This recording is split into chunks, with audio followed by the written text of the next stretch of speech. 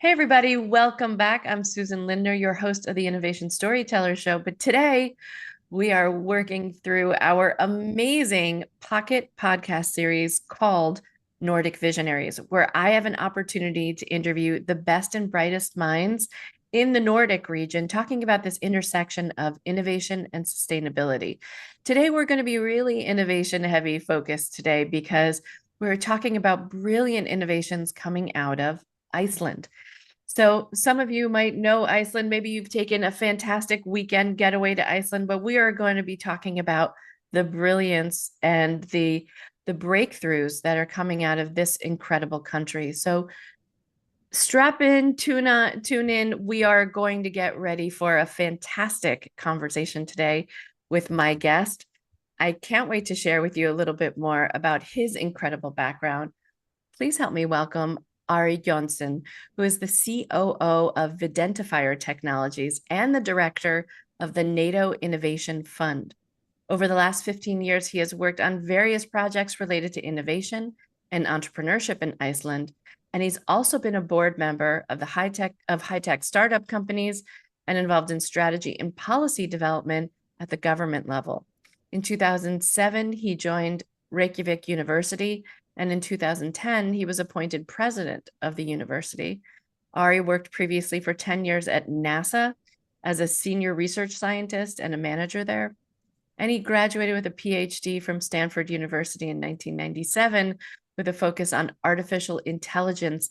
Back in 1997, Ari, you might be the longest standing person I know of in the AI field, starting back in 1997. What were you studying in 1997? What did a PhD in AI look like back then? Hi, it's a great pleasure to be here with you, Susan. So I have to admit that when I started studying AI back in 1991, to be honest, I just graduated in 97, people thought I was a little crazy. It was certainly not as cool a subject as it is today. Hmm. And we were at a very different point in the development of the technology. Back then, we were really grappling at the fundamental level of how do we represent knowledge about the world and repercussions, actions, and consequences, etc., in such a way that we can get the technology to make intelligent decisions or recommendations about what to do in a complex environment. And And were so you that's thinking the about it focus from of what I was working on. yeah, but were you thinking about it like that these would be robots that would be using the AI, or how did you conceptualize what AI looked like back then? So I started out thinking about those as robots. I mean, that's kind of, when you look at the movies and kind of the fiction about it, all of these things, you think about AI and robots. Yeah. But we very quickly actually, even early on in my PhD study, we transitioned to thinking about them more like agents, more like entities that lived in the software, but could make decisions, propose decisions, help humans operate complex things. And that really helped us focus on advancing the technology and the ability of the AI to make decisions, as opposed to I don't want to say stuck, but get slowed down by the complexity of dealing with controlling hardware, the feedback loops, and all of these things. Mm. And then I found the perfect application of this, which is in spacecraft operations, which are robots to a certain extent. But I spent 10 years at NASA helping develop technology that used AI to help operate some of these spacecraft. And there again, you live inside of a well-defined world as an AI entity and help operate something that is plenty complex, but it doesn't have to deal with the entire, complexity of robots living in the real world.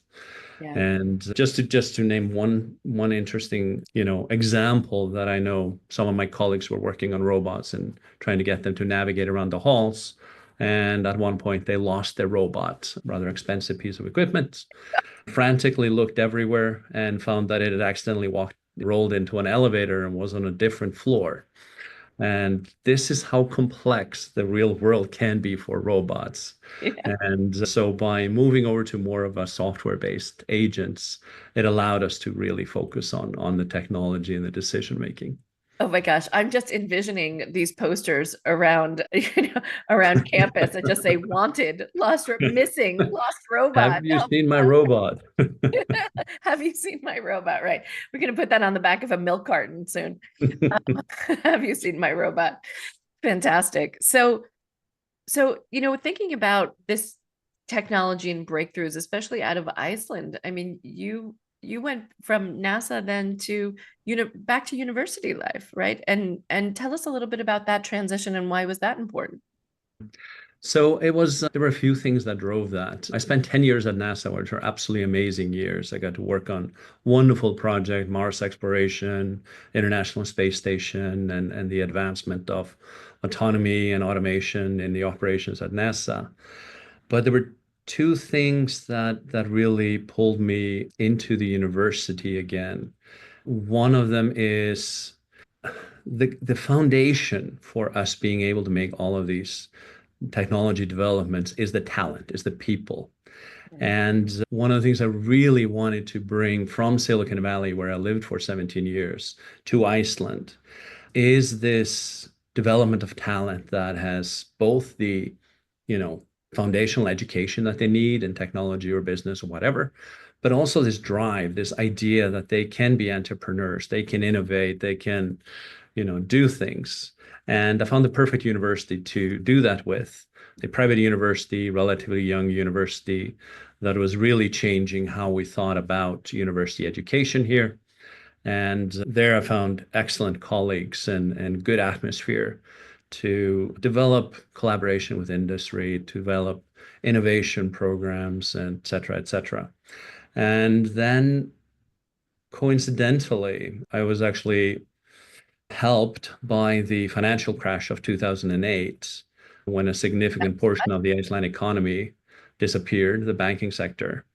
And so there was a general will in the country to really harness the innovative spirit that we have and the entrepreneurial drive that we have to really start creating value out of that, as in developing technology, developing new companies, new products, etc. And so, these two things together, being in that environment and really having that impact on society, that's what led me back to university. I don't think a lot of my American listeners know just how rocked Iceland was by that financial crisis, right? I mean, you were really in the epicenter for a lot of it, huge shifts happening in Iceland as a result. It was, and Iceland is a small country. We have not yet reached 400,000 inhabitants. We are looking forward and keep looking forward to the day where we reach that milestone. We were even fewer back in those days. And when you have the buildup of a big industrial sector, a big economy powerhouse like the banks were in Iceland at that point, it's not just that they sucked up the finances and the money in the country, but also a lot of the talent. And so I remember that I started out being the head of the computer science department at the university. And going through the first few graduations, I was talking to some of the students that we were graduating. They were all going to be working for the banks. And so it Mm. wasn't just that, there was a big economic impact, but it was also there was so much talent that had been locked up into the banks. And when the banking sector collapsed, really, as part of the 2008 crash, all three large banks and much more went bankrupt here. One Mhm. of them, unfortunately, still stands, or at least recently, as one of the top 10 largest bankruptcies in the world. And that's Wow. not per capita, which is actually one of our favorite measure is per capita. But this was just, it was a big, Globally. Yeah. and so it took us a while to recover. But a big part of the recovery was to really harness what is very Nordic and especially very Icelandic, which is you have a big problem to deal with. Let's start dealing with it. Let's find a way to harness the talent. Let's find a way to employ the people who used to work at the banks. Let's take advantage of the fact that now we have a lot of technical talent that is available. Let's start building startup companies. Let's start building the environment for advanced technology development. And this was joint effort by universities, by industry, by governments. And so it was really great, challenging, but a great experience to be part of that whole thing. It's so fascinating because I think this is a uniquely kind of Nordic cultural response, right? And maybe it's particularly Icelandic, is to say, wow, we've just suffered this incredible implosion to our economy. Here in the United States, we felt it more as a mortgage crisis. We felt it, certainly it impacted all of us economically, but we felt it more in the housing market than anything else. It felt like that was the origin. But when your banking sector collapses in such a way that it feels like it's the underpinning of the entire economy, right? The ability to say, wow, we have all of these freed up resources now. What can we do with them? Mhm. And it's fascinating to watch different sectors pull together and make that happen. Not all countries did that in the wake of the economic collapse. And so what an opportunity for innovation to arise from those ashes. And it Indeed. has, certainly. And it has. And we're And it's building. people driven moving forward, right? It's recognizing that it will be people, smart people with with big brains and bigger ideas who are taking those ideas and ready to commercialize them, ready to revitalize the economy one more time. Exactly. And one of the interesting things, and I one of the roles that I took on afterwards was to sit on the Icelandic Policy Council for Science and Technology, which is headed by the Prime Minister. And I sat on that council for 10 years, and we worked through a whole lot of different policy changes, providing increased funding for grants for technology development, better environment for starting companies, hiring people, etc. And then one of the really interesting exercises we did, we went into a 2-year collaboration with MIT in a program called the Regional Entrepreneurship Acceleration Program. Mm. And there we ended up in a data-driven way, identifying what are the key obstacles, what are the key things that we need more of in Iceland to be successful at entrepreneurship and innovation. And it was the obvious things, but allowed us, you need talent, you need more technical talent. Uh-huh. You can do it by teaching more people or bringing people in, and we did Right. both. Mhm. We need better connection between where the ideas are born, which is often in universities or other institutions like that, and the industry and the investors who can take them forward. And Mhm. we built a number of different entities and structures to help with that. And then finally, you need to make sure that you cover all of the different key aspects of the funding cycle, from angel investments all the way through growth funding. And so we helped also bring the government into filling in where was market gap there. Yeah. And that was a great exercise because Icelanders are by nature, and this may be due to the fact that we have to deal with various natural disasters regularly. That's a couple of We're volcanoes. I mean, come on. digging ourselves out of ash or Easy. or diverting lava flows or dealing with You avalanches and just take things a like that. different street to work. It's fine. It's fine. Exactly. Yeah. So we're used to doing that, and that is an element, and that's characteristics that are great for innovation, where you're going to run into obstacles, you're Right. going to hit speed bumps and issues, and having this attitude of you just go and solve the problem, you just dig yourself out of it. That's a good thing to. Literally. And so exactly. And so what we really wanted to do was to build the environment where we can harness all of this in the Icelandic environment. And it's been very successful. Yeah. Well, I want to shift gears a little bit and talk about the company that you're working with now, Videntifier. This is a whole different way of thinking about of using AI and thinking about it from the images. Can we just step back for a moment and talk about the premise of why Mhm. Videntifier even exists? We are living in an era of deep fakes. We are living in an era of people trying to protect their brand and reputation. I certainly remember that call that went out during the New Hampshire primary here in the United States with President Biden, robocalls, right, that were going out. There have been so many fake videos and from every element of society, from on the political sphere all the way down to revenge porn and brands whose brand is being adulterated and reputational risk is very, very high. Tell us a little bit about Videntifier and why now? Mhm. So Videntifier has its start in the university that I joined back in 2007. And it came to be, the research started at the time where visual media was really being started to being pushed to the internet, onto the web. And so it was actually news media companies here in Iceland that turned to university asking for help because they were putting their photographs and video snippets on their webs and were finding them stolen and used elsewhere without permission throughout other websites. And so, Can I confess something? yeah. In one newsletter, I used what I thought was a fair trade, free to use picture of in a blog. And I remember this blog title was, Are You Flushing Your Marketing Money Down the Drain? And it was a picture of a toilet bowl with money in it going down to the bottom of the toilet. And I got a cease and desist letter that said, You are using an image that is not yours to use. And I had to pay a fee for stealing this image. I confess. I'm an internet photo. I was an internet photo thief, I confess. But I thought of all the pictures that I could be charged for is literally flushing money down the toilet. And I was the number one flusher. So I will confess my crime right here on the show. But yes. The universe sometimes has amazing talent for irony, I have to Yeah. admit.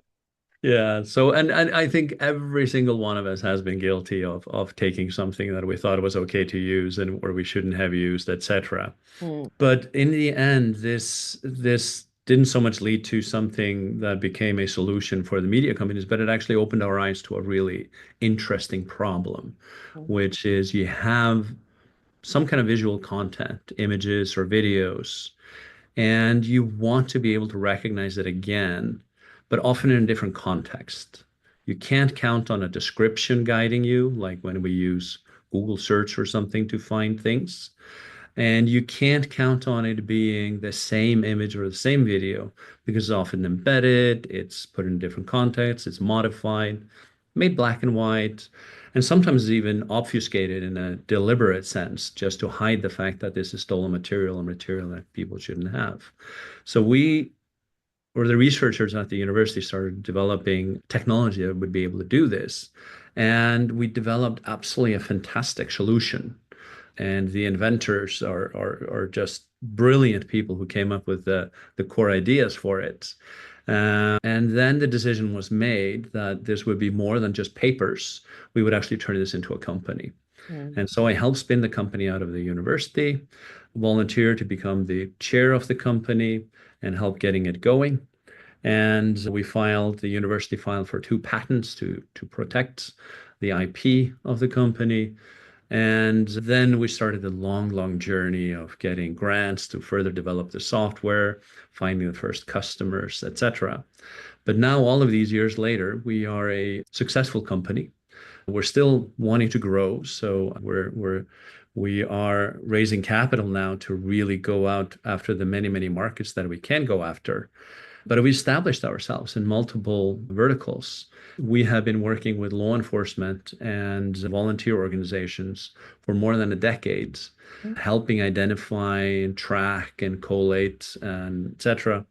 really horrible illegal visual material that nobody should be forced to have to look at if they possibly can avoid it. We're talking And about like child pornography and things like that. exactly, Yeah. child sexual abuse material and horrible things like that.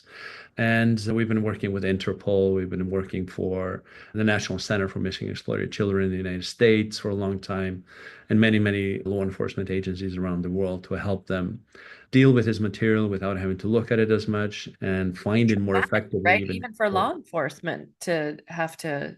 Yeah, indeed, indeed. And so when we find ourselves being able to reduce the amount of time that people have to look at this by, say, 90-95%, that is a real positive impact, in addition to just expediting the effort of investigating these kinds of materials and the crimes associated with them. And that helps actually save children. Closely related to that is the application where our technology is being used by social media companies and other internet service providers to ensure that such material is not going through their servers. And so we have solutions that allow companies, and this has been used from tiny little companies that are image sharing for a very small interest area, up to some of the largest social media companies in the world, where they can use our technology to filter out material they do not want to be posted on their servers or shared through their platform. Right, which is a liability in its own right. It's a liability, and I have to admit that legislation has been slow to catch up with this reality. But we now, for example, have in the United Kingdom, we have the Online Safety Bill, which has come into full effect now. That makes the social media companies responsible for illegal material that is hosted or shared through their platforms. And so we are helping out there with keeping platforms clean of child sexual abuse material and other harm. But of course, there's more material. There is revenge porn. There are all kinds of things that you don't want to be shared on your platform. But we also have established ourselves in the brands and the advertising world. And that I found a very interesting kind of innovation that we're helping drive there. So brands and advertisers generate massive amounts of visual content, images and videos that go out to influencers, go out to companies that market and sell subsidiaries. It goes out to partners. And once this leaves the house, they lose track of it. What's happening? How is it being used? And so we're helping them, for example, to collate and index and provide dashboards on how the influencers are using material, how subsidiaries or partners in different countries are using material, helping them ensure that visual branding information or advertisements that are past their expiration date that are no longer being used, etc. So there's a lot of different applications there just to help people manage their visual assets. And then finally, the newest area where we are working, we're actually working with a number of news agencies to help either validate content as actual unmodified news content or to be able to recognize the fact that it is news content, but it has been modified and therefore people shouldn't trust it. And so we're actually going to be with a lot of different other vendors. We're going to be demonstrating capabilities this fall at the big International Broadcaster Convention in Amsterdam in September. So we're looking forward to that. Wow, that's really exciting. Yeah, because if our journalists can't get the right images correctly, right, then we're all lost. Exactly. Yeah. And then also news agencies, they are interested in helping their customers and their users understand when something is right and when something is wrong. So a lot of fake information is often attributed to respectable news agencies. That's right. Those news agencies are very interested in using our technology where we can say either, no, this is not material that has ever come out of this news agency, or to say, yes, this is material that came out of this news agency, but has been modified. So be aware. Or to say, we got it wrong. And we're willing to say so, which is the hallmark of reputable press. Exactly. So I just want to, it's such important work that you're doing, Ari, and I love that the spin out from Icelandic universities, and other commercialization efforts are really going on at the university level. And perhaps a lot of people don't know that, but there are so many amazing technologies coming out now, but we're also shifting, our geopolitics are shifting very quickly in the world right now. And you've had this brilliant vantage point of being at NASA at the university level, of restoring an economy, helping to restore an economy through a collapse, spinning out startups from at the university level, and now a director at NATO's venture fund. So I'm so fascinated by what's coming next because everybody is interested in global security and what's happening. Can you tell us what is the NATO Innovation Fund? Because I think a lot of us don't know that exists. We think about NATO as being kind of like this, kind of stodgy government entity, a partnership of many nations together, but there's a lot of innovation happening at the defense, right? Defense and resilience level. Absolutely. Yeah, so I have been a board director, member of the board at the NATO Innovation Fund for now over 2 years. The fund was originally set up to provide functionality and capability that just didn't exist really at that time, especially in Europe. Mm. And so key one of the key capabilities that NATO looks for in order to help protect the billion citizens that actually live under its umbrella in the alliance is technological advantage, is to have technology that can help secure the citizens. And this is through defense in part, but it's all through other security applications, and is also in terms of resilience for infrastructure and the ability to deal with natural disasters, etc. And having a technological advantage is key in this for all of us within the NATO community. And so the NATO Innovation Fund has a very specific role. It invests in deep tech, that is to say, technology that is built on scientific breakthroughs or real engineering breakthroughs.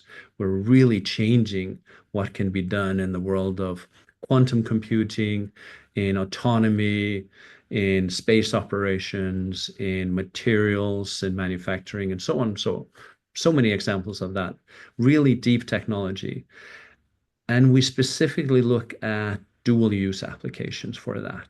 So applications where our companies, our portfolio companies take deep technological advances and can turn them both into solutions that help with our defense, our security, and our resilience, but also commercial applications that can help drive a value creation in the normal civil market.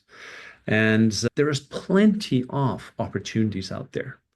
But before the NATO Innovation Fund came to be, there was somewhat of a lack of fund and investment capacity in this arena. And so we came in to really jumpstart this evolution in Europe. And that has been very successful. There are more and more things happening. There are more investment funds coming online. And there is more funding going to deep tech development, and also towards dual use technology. And so this is building up a really strong community within the NATO alliance to advance the technology. But at the same time, and this is something that is very well known in the United States, but hasn't been seen as well in everywhere else, is that you can really combine the capability of increasing your defense and security capability, but at the same time advanced technology that has big impact on the consumer market or the commercial market or the business market, and also create a lot of value for society outside of the defense and security sector. Yeah, I'm fascinated by this particular sector of innovation, and I work closely with the United States Air Force on their innovation program, and I've had guests on from the Navy and the Marines of here in the United States about different technologies that are in use and driving these forces for dual use. In many cases, it's taking what's in the commercial sector already and applying it to the military. But are there examples you might be able to share with us? And understandable if you can't when we're talking about defense. So often I feel like I'm having conversations about something in a secret black box that I'm not really allowed to know about when I go into work with the Air Force. But are there examples that you might be able to share with us, Ari, about some of these breakthroughs? Absolutely, absolutely. So it's actually just because you mentioned the Air Force and this is during my PhD studies. Actually, I worked for both for on projects for DARPA and the Air Force, the Rome Air Force Labs, developing AI to solve some of the problems. But one of the interesting things, because you mentioned the commercial sector, back in those days, it was really the military that was the driver of this development. They came out and said, "Here are problems that we need to solve." That's how the GPS came to be. That's how a lot of different things that we know today actually came into existence. It was the defense sector that said, here's something we need, and the commercial sector responded. Today, the world is really upside down when it comes to this. It's the commercial sector that is driving the technological advances. And AI, quantum computing, new material development, even space operations been driven by the commercial sector. And on the defense and security side, we find that we need to work very closely with the commercial sector to get the best technology and bring it to bear. That also makes it easier to talk about some of these things because these are fundamentally commercial companies. And so our portfolio is public. We have it on our website. And there is a number of different companies and funds in which the NATO Innovation Fund has invested. It feels like, picking your favorite children to name some specific examples, but just to give an idea maybe of the breadth of technologies in which we are investing, we have invested in ESAR, which is a European space launch operation that is developing new and very effective ways of launching into orbit, both low Earth orbit and further. We have invested in a materials company that is revolutionizing the development of carbon fiber material, making it stronger and lighter at the same time, which obviously has applications in, for example, the commercial automobile vehicle sector, in airplanes, etc., but obviously also in defense and security. And then just one of the really cool ones that I because I started out in AI, developing chips and the capability to bring really the full capabilities of modern AI to the edge, i.e., to be able to bring these things, these big models, these big capabilities to things like drones, small equipment that has limited power, still to be able to make it smart and be able to make it adaptable in very complex situations. And Yeah. again, many, many applications, both on the security side as well as in the commercial sector. Yeah. It's just fascinating to me because, thinking about pilots who need AI generated threat analysis, let's say, or people who are actively, in on the front, in certain combat situations, who could really benefit from AI models giving clear and concise answers rather than having to do calculations on the fly, which still happens today in modern warfare. So there's so many different applications. I'm so fascinated to learn the dual use technologies that are going to be coming out of the NATO Innovation Fund and hopefully keeping all of us safe in the process as well. That's our primary objective. Yeah. So I have a couple of hot seat questions for you, Ari, Mhm. that I ask all of my guests on the show. I'm curious, who are some of the Nordic innovators who have inspired you? And I'm going broad. So think about like authors or environmentalists or speakers, teachers, professors, or even books that you've read that inspired you as an innovator. That is a tricky one. I will readily make the admission that when it comes to all of these things, and full respect to all of the fantastic individuals, um, I don't know why, but I've always looked at communities, at groups of people, of how people work together as being the driver and what has inspired me. So all the way from my study, actually all the way back from my bachelor studies, to see what groups could achieve, to me was always more important. I've always paid a whole lot more attention to that. And I'm not trying to do a cop out. It's just um, if we look at the Nordics, what is, that's always at the top of my mind, is the ability to work together. Mm, And it's this ability for very capable and often individuals with big egos. There's nothing lacking there to still work in whatever, community, whether it's inside of Stockholm or Reykjavik or across the entire Nordic region, to find ways in which we can actually work together and make things better altogether. And one of my favorite examples is 28 different technical universities in the Nordics working together on how can we all together help innovation in the Nordics. And Wow. so I have to admit that that's what I have always looked up to in the Nordics is this willingness, this ability to trust each other and to work together. Yeah. So it's that unified Viking spirit. Is that what I'm understanding? It is. And if you want to get the boat to the to the destination, you better work together. That's true. So, what do you think American listeners can learn from Nordic approaches to innovation or maybe even sustainability as well? I think both in terms of the Nordic approaches and this is in terms of the kind of the societal makeup that we have, where we somehow have been able to here in the Nordics combine capitalism.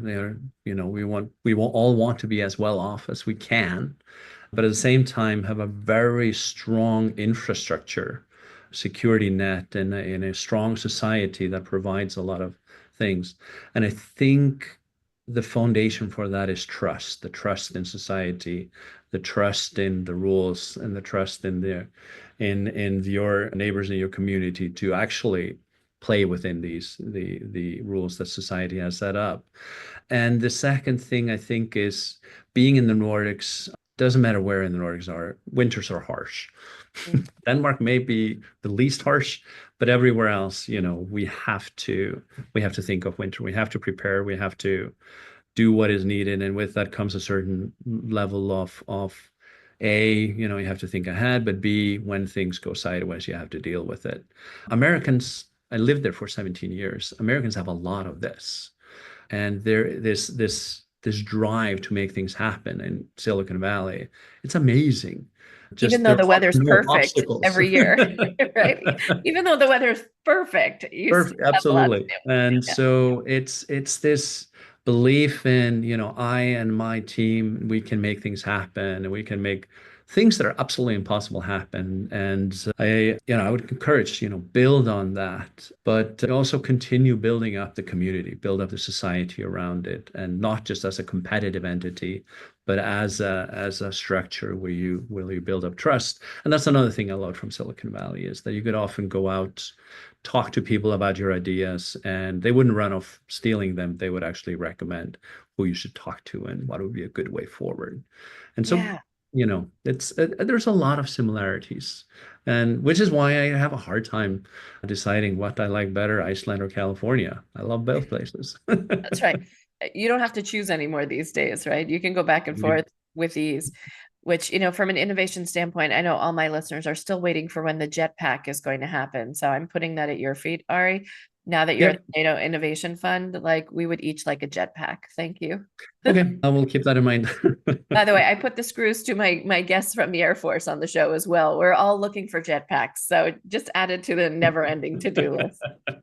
My last question for you, Ari, is where should we be focusing our attention when it comes to innovation? And, if you have a thought about it around sustainability over the next 5 years. Yeah. So by 2030, what should we all be thinking about? Where should we be focusing our attention? That's a great question, and that's a question I love because although I've been involved in really hardcore technology development my entire life, computer scientist, AI, robotics, spacecraft, this has been my bread and butter and what I've been thinking about outside of, policy and academia, etc. But sustainability is a passion of mine, and I've done a lot of work in that as well, sort of on the sides. And for for the next 5 years, 10 years, we need to keep pushing on, especially on the energy and the environmental side of things, to truly become sustainable Yeah. and even go beyond net zero and start actually reducing our impact and pulling some of the carbon and other gases out of the atmosphere. The way to do that is not going to be one single panacea, one single magical invention. It's going to be development in a whole lot of different arenas and the ability to connect it all together. So when I think about, energy generation, we in Iceland are blessed that we have about 90%, 95% of our energy is renewable, whether it's for heating or electricity. You can move in other Wind, places. solar, what is that? Wind, we use hydroelectric and geothermal primarily. We're Okay. now moving into wind because we need more energy to do the energy transition for the surface vehicles and the ships that are currently using mostly carbon-based fuels. But as you move to solar, as you move to wind, as you move to wave generation, as you move to all kinds of different types of energy, you also need to build the infrastructure to be able to handle that. And we still don't know quite what happened in Spain and Portugal recently when the power grid went out, what the Right. cause of it is. Yeah. But I do know that you need to develop the power grid in such a way that it can cope with not just varying different levels of energy generation distribution, depending on whether the sun is shining or the wind is blowing. But you also want to be able to have a grid where somebody who is a consumer 1 hour can be an energy provider the next hour. And that might be because if you have solar panels at your house, wind power at your farm, but also, I mean, as we move to things like more battery capacity through the electrical vehicles and even development of batteries that can save energy in the household or save cost on energy by taking advantage of fluctuations by storing energy in the house. Now, just a normal home can actually push energy back into the system. So we need to start thinking of this in a much bigger way. And then we should use the AI to help us understand, our daily practices. Where do I tend to go? When do I need energy? When do I not need energy? And how can we bring all of this together so that we can provide the most sustainable and environmentally friendly solution for anything we want to do without telling us that we can't do it anymore? Yeah. And that's my Right. dream, that we should be able to do all the same things we do. I want to be able to go, out in nature and drive around. I want to be able to go take my kid to archery practice. I want to be able to do all these things. You can't tell me that I just can't do them, but we can do it in such a way that is sustainable if we really bring the technology to bear and in all the right areas, not just in energy generation or energy use, but also in helping load balance, helping reduce the impact on the environment, et cetera, et cetera. So Yeah. that's where I see. Fantastic. Ari Jónsson, if people want to get in touch with you, what is the best way for them to do that? So easy to find on LinkedIn. There are not that many with my name. Last name spelled Jonsson in the Nordic way. But they can also find me through the NATO Innovation Fund website, nif.fund, through videntifier.com. And I'm always interested in meeting new people, making new connections, and finding ways to work with people to advance technology and to make the world a better place. Well said. Ari Jónsson, thank you so much for joining me on the show today. Thank you, Susan. It was a pleasure.